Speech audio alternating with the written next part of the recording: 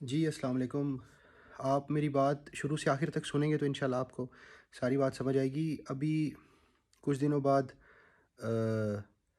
Parade ہوگی اور اس حوالے سے جنگی ساز و سامان کی نمائش بھی کی جائے گی اور لڑاکا طیارے بھی ہوا میں اڑائے جائیں گے۔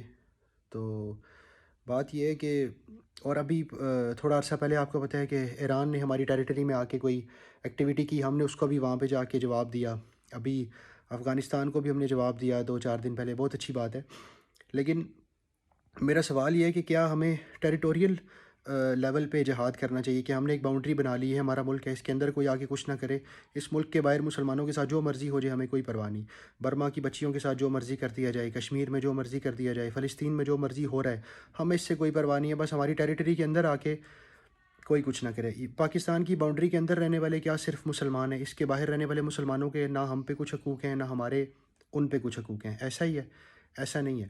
اسلام کو پھیلانے کا ذمہ، اللہ کے دین کا کام کرنے کا ذمہ، مسلمانوں کی مدد کرنے کا ذمہ پوری دنیا میں بیٹھے مسلمانوں پہ فرض ہے، یاد رکھیے گا۔ اور یہ ساری چیزیں نا، اگر ہم یہ نہیں کر سکتے، آپ اگر مطلب سوشلی اکنامکلی آپ اگر پریشر میں انٹرنیشنل اداروں کے، تو پھر یہ 23 مارچ کو یہ جو ڈرامہ کر رہے ہیں نا پریڈ والا، پھر یہ بھی نہ کریں۔ ہمیں کوئی ضرورت نہیں ہے کہ یہ جہاز اڑا کے جی، اور ایک طرح سے یہ وہی ہے نا، مطلب ایک بچہ جس کو فکر نہیں ہے گھر کی اور وہ شب رات والے دن آتش بازی کرے، پٹاخے چلائے، تو یہ اس میں اور اس حرکتوں میں اور بچے کی حرکتوں میں کیا فرق ہے؟ کوئی فرق نہیں ہے، یہ بالکل ایسا ہی ہے۔ تو پھر یہ ڈرامہ بھی نہ کیا جائے۔ ہاں اگر آپ نے کرنا ہے تو آپ کو آگے بھی، تو ہمارے ملک میں ہم نہ ہمارا پاسپورٹ کسی کام کا ہے، نہ ہماری نیشن کوئی یوزفل ایکٹیویٹی کر رہی ہے۔ تو یوزفل ایکٹیویٹی سب سے اچھی کرنے والی یہ ہے کہ اللہ کا نام لے کے آپ مسلمانوں کی مدد کرنا شروع کر دیں۔ فلسطین میں جو ان کو مشکلیں ہیں، آپ ان کی مدد کرنا شروع کر دیں، آپ فوج بھیج دیں وہاں پہ، آپ جہاد کا اعلان کر دیں، کچھ بھی نہیں ہوگا، زیادہ سے زیادہ کیا ہوگا، مر جائیں گے۔ تو آج سے 50 سال پہلے والے لوگ کیا دنیا میں موجود ہیں؟ اور آج سے 50 سال بعد ہم بھی نہیں ہوں گے، مرنا تو ویسے ہی ہے بھائی جان۔ تو یہ کام کریں۔ اقبال کہتا ہے کہ ان تازہ ہداؤں میں بڑا سب سے وطن ہے، جو اس کا پیراہن ہے وہ مذہب کا کفن ہے۔ اور اقبال کہتا ہے کہ بازو تیرا توحید کی قوت سے قوی ہے، اسلام تیرا دیس ہے تو مصطفی ہے۔ اس بارے میں ضرور سوچیے گا۔ اور ہم نے ایک ٹیریٹری نہیں بنا لینی کہ بھائی جان یہ ہمارا ملک ہے اور ہم نے اسی میں کام کرنا ہے، ہم نے پوری دنیا میں اللہ کے دین کا کام کرنا ہے، اللہ کے دین کو پھیلانا ہے، جہاں جہاں پہ مسلمانوں کو مدد کی ضرورت ہے ہم نے مدد کے لیے پہنچنا ہے۔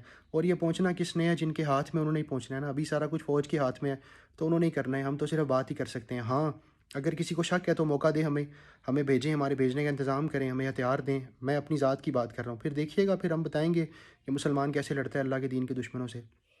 تو یہ ڈرامے بازی ختم ہونی چاہیے۔ جس جگہ پہ جینون کام کرنے کی ضرورت ہے نا، وہاں پہ کام کرنا چاہیے۔ ملک میں آپ اسلام آباد پنڈی کے اوپر سے جہاز گزار کے آپ کو کیا مل جائے گا؟ کس کو دکھائیں گے آپ؟ اور ملک میں آپ مطلب اتنا پروٹوکول یہ سارا کچھ رکھ کے آپ کس کو دکھائیں گے؟ یہاں پہ کوئی اللہ معاف کرے نہ آپ کے ساتھ لڑنا چاہتا ہے نہ کوئی آپ سے لڑے گا۔ لڑنا ہے تو اللہ کے دین کے دشمنوں سے لڑیں پوری دنیا میں۔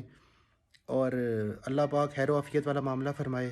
اللہ پاک آپ سب کو بھی عافیت والا، برکت والا رزق حلال عطا فرمائے، آمین۔ شکریہ۔